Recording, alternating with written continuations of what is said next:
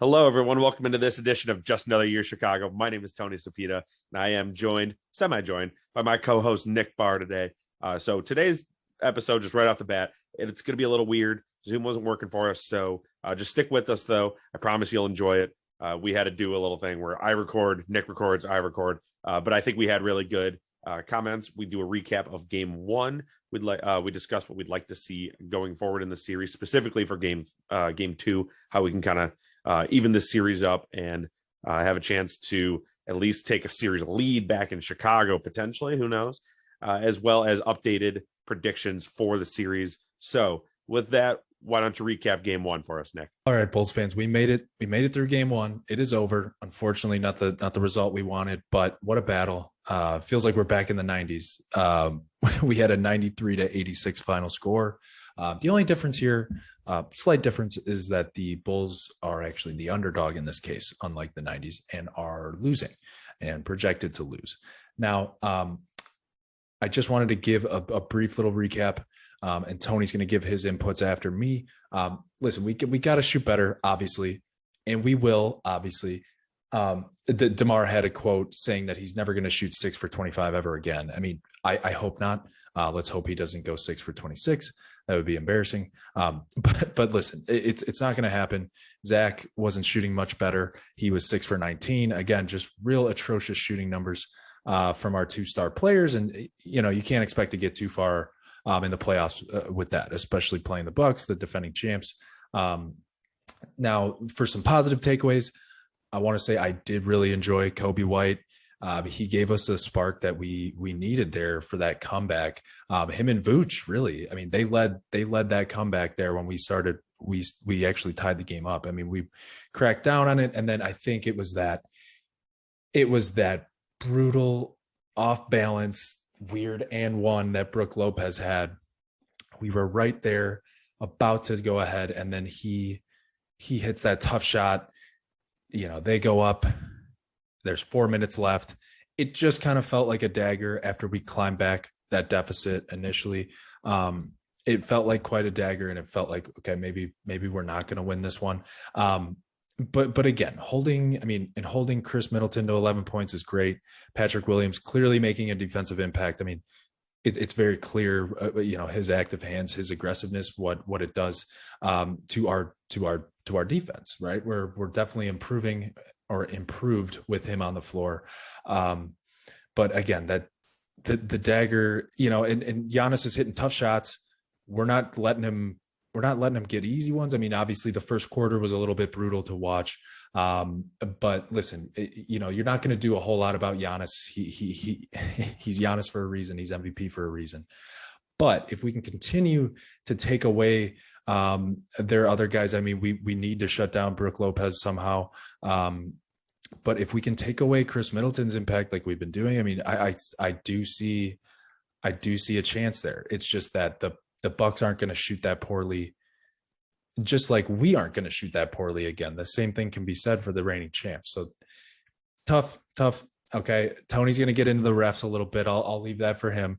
But clearly, I mean, the over the back foul on Giannis that was not called when he was draped over Patrick Williams like a winter coat. I mean, that's part of the game, man. That's part of the game. So Tony will get into that.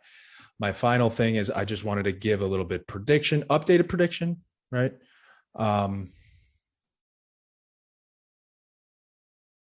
It's not good. It's not good. I'm going Bucks 4-1. Again, they're not going to play like that bad again. We're not going to play that bad again. But I am worried about our shooting a little bit more than I'm worried about theirs. In terms of 3-point shooting, I just don't think we have it.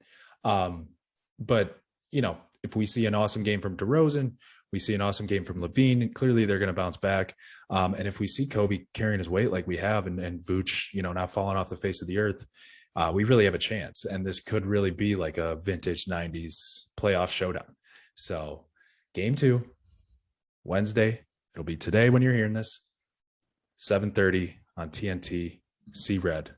Thanks, Nick. So, I do want to blame the referees for everything, and I'll actually start with that first. There was too much that went wrong with what the Bulls did, how they played, kind of their, I don't know if it was necessarily their game plan. The Bucks are really good. Like that's not their fault, but just with their shooting, that just it didn't help them win. And it's not enough to be like, oh well, as much as I want to just say, oh, that Giannis over the back on Patrick Williams, that was the game. Well, the game was probably Vooch missing 19 shots, which he played a fantastic game, and I don't want to take away from that. It was just him not making shots. DeMar going 6 for 25. Just really, really bad shooting nights. Zach didn't help too much. He did have he had those little spurts, and I don't even blame him for that last 3 at the end of the game. Shots, if you want to say was it bad shot selection, sure. Should they have probably gotten a 2 in that situation? Sure, fine. But I am also okay with Zach LaVine being the man, stepping up and trying to take that shot. Again, I wish he just kind of got in a better position, realized he maybe wasn't on balance completely, probably shouldn't take that shot and try to get a 2. Sure. But again, if he makes that shot, it's a whole different game. And we're saying, wow, Zach LaVine, is he the next greatest 3-point shooting wing in the league? Either way, I digress. So the refs, first of all, I did not appreciate the fact that they gave the Bulls 16 free throws in the first half. I think the Bucks had about 10 or 11. And then in the second half, three total free throws for the Bulls. And I know people in the past, I think we were playing the Atlanta Hawks. We were playing someone where someone was saying, oh, the Bulls aren't driving enough. The Bulls just aren't playing in the paint. They absolutely were. DeMar drives it every play. They are always in the paint.